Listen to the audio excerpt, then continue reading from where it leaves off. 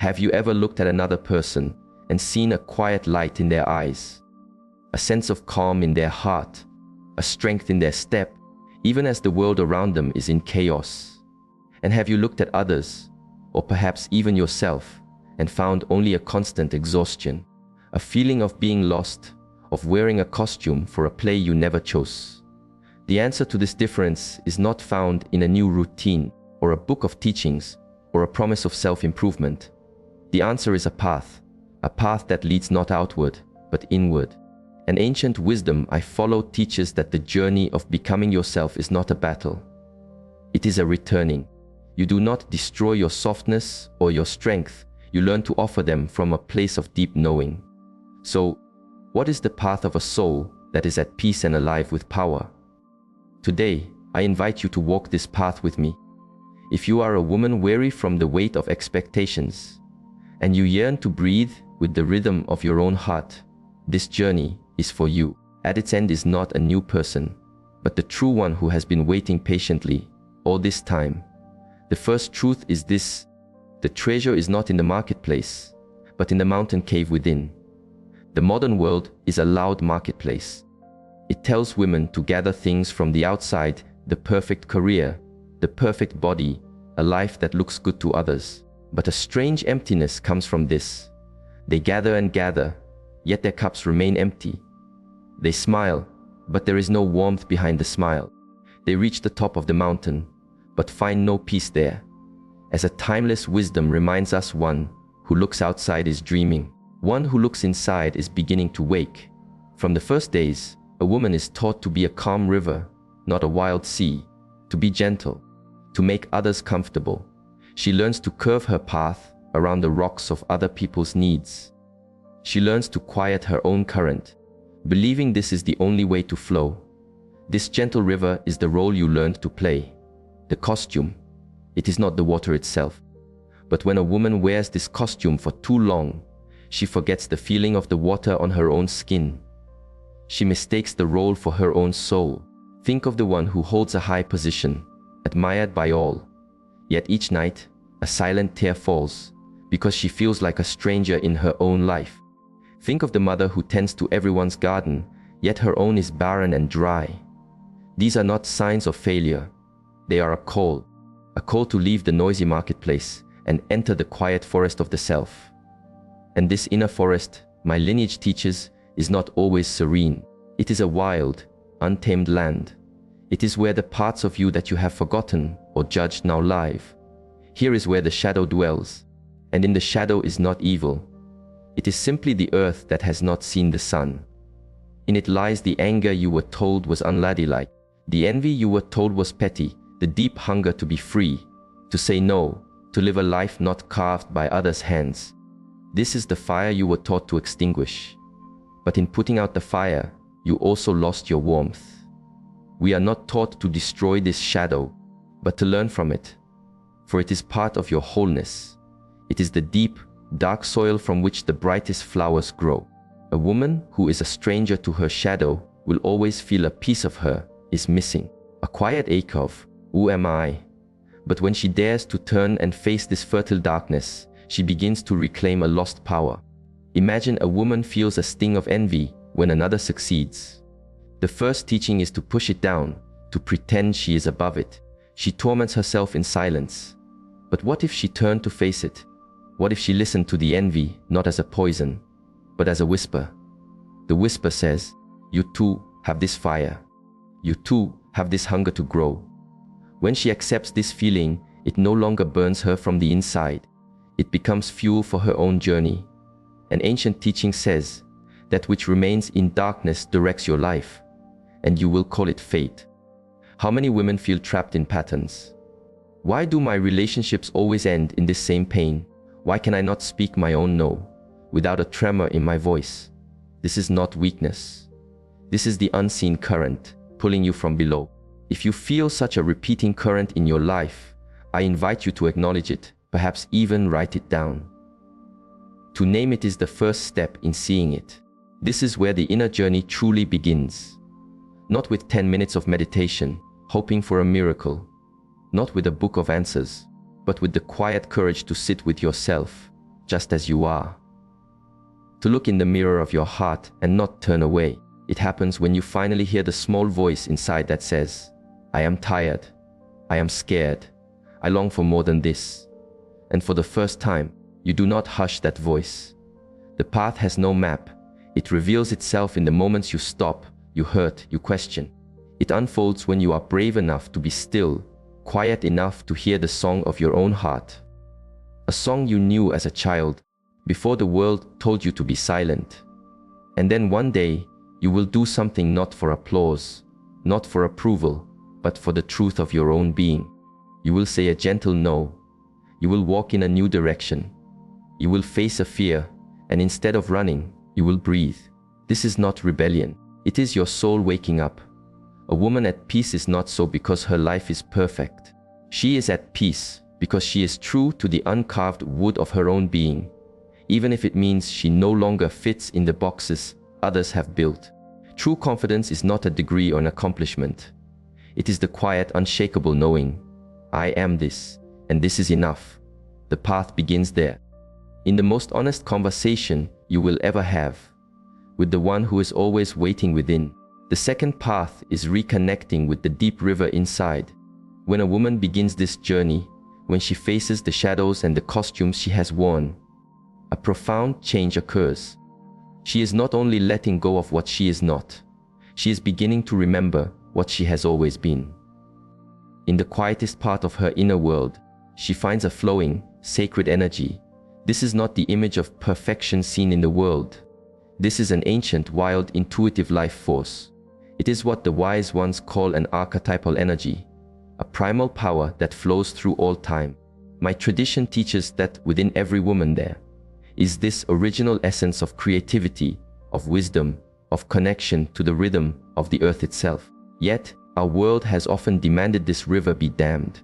Imagine a young girl, perhaps you, who once loved to run, to shout with joy, to be messy, to ask bold questions.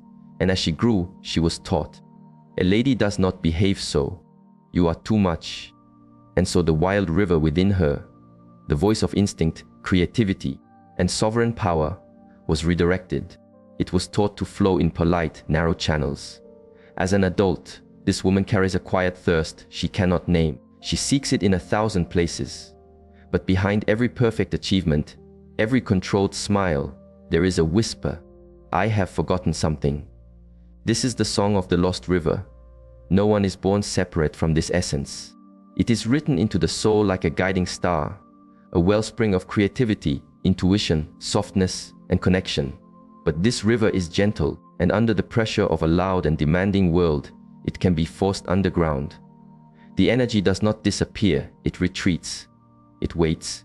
This disconnection from our deepest self is a wound that many of us carry. This feminine essence is a state of being. The ancients understood it as an inner energy, soft and deep, tied to the wisdom of the heart and the quiet knowing of intuition. But for so many, this energy is guarded by fear. When the small one inside was wounded, when a girl was shamed for her tears or told her dreams were foolish, she learned a hard lesson. She learned to hide her softness, to protect her heart by becoming strong, logical, and in control. But this fortress, built for safety, also keeps out the sunlight. It cuts her off from the very source of her life's flow. This river of being is not about form or gender. It is a sacred current that flows in us all. It is the part of your soul that can receive love, that flows with life instead of trying to control it, that whispers, rest, you are safe. It is joy, it is vulnerability, it is the simple beauty of being. But many women have learned to suppress it. You may have been taught that your feelings are a storm. Your softness is a weakness. Your needs are a burden. You may have been raised in a world that applauds the straight line of logic and dismisses the curving path of intuition. And so the inner one, who once danced freely, learned to stand still, trading her joy for a shield. An old teaching says the free spirit of the child is the root of our aliveness. If you find it hard to rest, to receive pleasure without guilt, to express the tenderness in your heart, you are not broken. You have been blocked. You have been surviving. Now, I invite you to return, to heal that little one inside, and let her show you the way back to the river. Picture a stream in a valley. At its source, it is free. It flows where it needs to flow, following its own nature. But one day, it meets a great wall of stone, a dam of beliefs. To survive, the stream learns to seep through tiny cracks, to flow in narrow, controlled ways. It begins to believe that its own powerful flow is dangerous. This flowing energy within a woman is that stream. It has built too many walls of old rules that say, I am only worthy if I am useful to others. And so the deepest part of her being no longer feels the sun. To return to this flow, a woman must first feel safe. Safe in her body, in her heart, in her right to feel. But an inner one who was never held in safety cannot open. And so, instead of receiving, she learns to control, to analyze, to demand certainty. She builds a fortress to protect her heart, not realizing it has also become her prison. This inner river does not awaken through effort. It is found in surrender, in trust, in the breath. But a soul that carries the fear of being hurt cannot surrender. It remains on guard. She has drifted from her own essence, not because she lacks it, but because she was taught that to live from that place is to risk everything. Think of the last time you held back your true feelings, the last time you stayed silent when your heart wanted to speak. In that moment, the dam was reinforced, and you may have called it being mature, when in truth, it was a replaying of a very old survival pattern. To find the river again is not a task of the mind. It is a practice of the heart.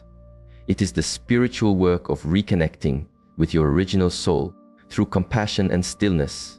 It is daring to sit with the parts of you that were called too sensitive or too emotional, and to say to them, I hear you.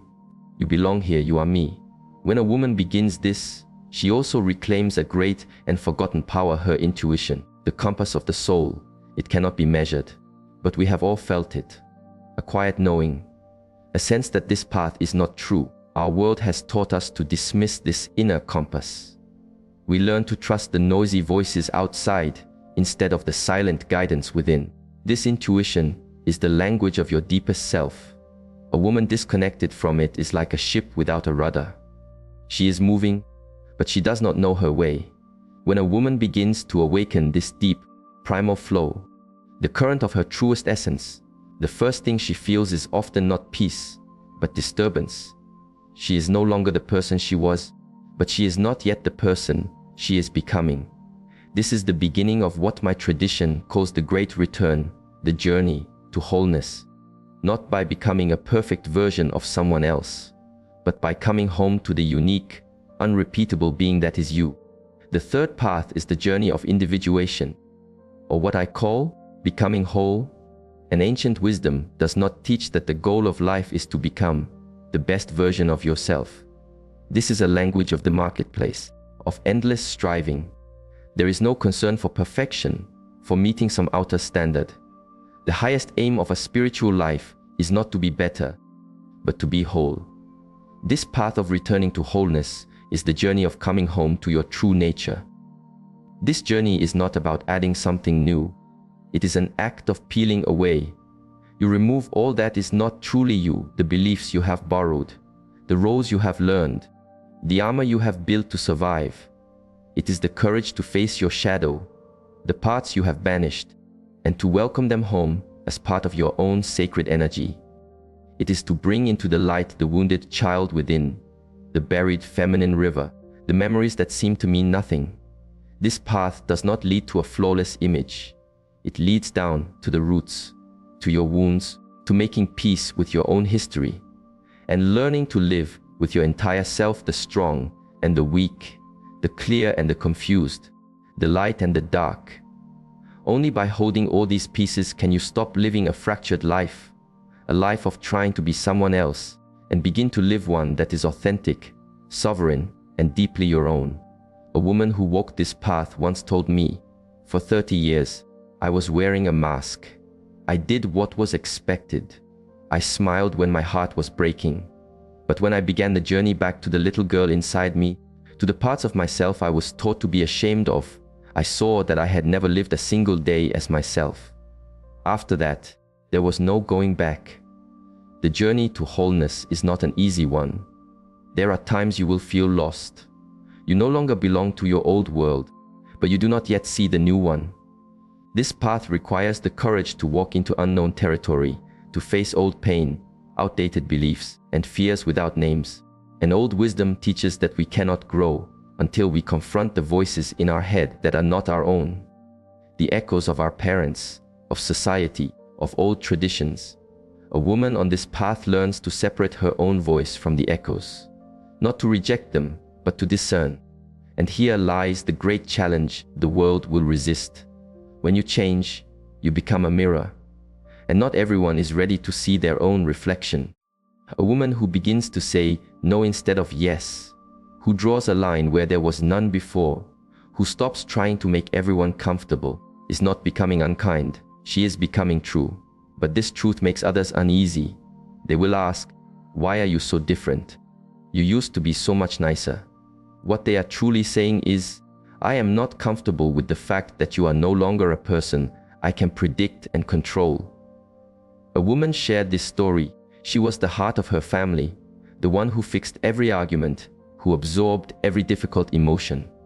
But she grew so weary, so she stopped. She stopped carrying what was not hers. She drew boundaries. And the family called her selfish, cold, unloving. But she said that in her heart, for the very first time, she felt free. And that freedom, though born of pain, was real. These are moments of confrontation with the self, not to conquer, but to understand.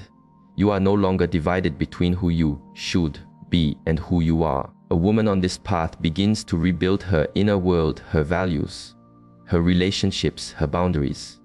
With each day, she chooses to act from her center, not from habit. Each conscious choice is a stone laid in the foundation of a new life, a life she builds herself. If you are on this journey now, perhaps you feel confused. Perhaps you are making choices no one else can understand. I invite you to share a fragment of your story. Your words may be a light for another who feels alone in the dark. This path requires solitude, not just being alone, but the ability to be with yourself and not abandon your own truth. But it is in this very solitude that true strength is forged. Loneliness, a wise one said, does not come from having no people around you, but from being unable to speak what is true for you. This journey gives you the courage to speak what is true, even if only to yourself. As a woman walks this path, her eyes begin to change. The things that once seemed so solid, jobs, reputations, relationships, may fall away, and she is not afraid. Not because she is careless, but because these things no longer define her. She begins to live by a new law, where loyalty to her own soul is the highest value. This freedom is not reckless. It is a profound inner stillness. It is the peace of knowing who you are. From that moment, she becomes unshakable, not because she feels no pain, but because she no longer runs from it. This journey is the end of living by a script, but it is the beginning of something sacred, your real life. Not a copy, not an ideal, but the one you write breath by breath, choice by choice. The fourth truth is this: true strength is born from wholeness. As a woman walks deeper into her own inner landscape, she uncovers a quiet, powerful truth. True strength is not found in becoming flawless, but in embracing all that she is, the light and the dark. Real confidence is not something you wear like a coat. It is the warmth that radiates from a fire you have built within. And this fire can only be kindled when you dare to be a whole person, unadorned. Too many women have been taught to chase the image of an ideal woman. This is a ghost, a trap. The more you chase this perfect image, the more you leave your true self behind. And one day, you may awaken in a perfect life that feels like a prison you built with your own hands. Wholeness is different. It does not ask you to be anything other than what you are in this moment. To be present with your exhaustion, your anger, your longing. A master teacher once said, wholeness is not achieved by cutting off a portion of one's being, but by integration of the contraries.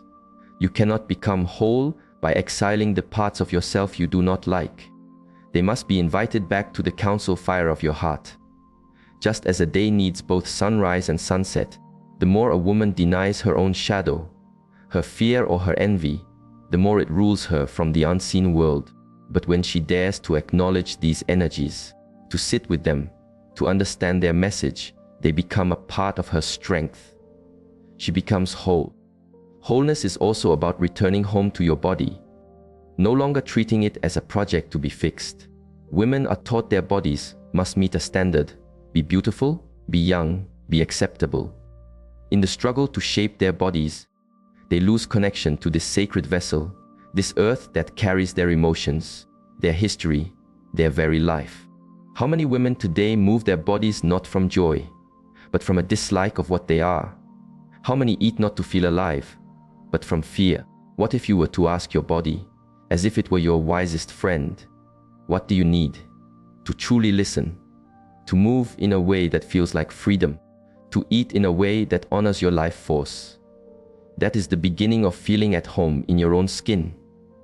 Wholeness does not mean you will not feel sorrow. It means you learn to sit with it without being washed away.